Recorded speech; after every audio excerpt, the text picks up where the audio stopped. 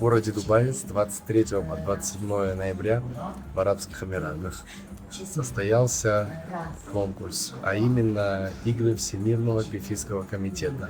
Мы сначала прошли заочный этап, потом мы прошли всероссийский этап, и только потом мы вышли на всемирный этап.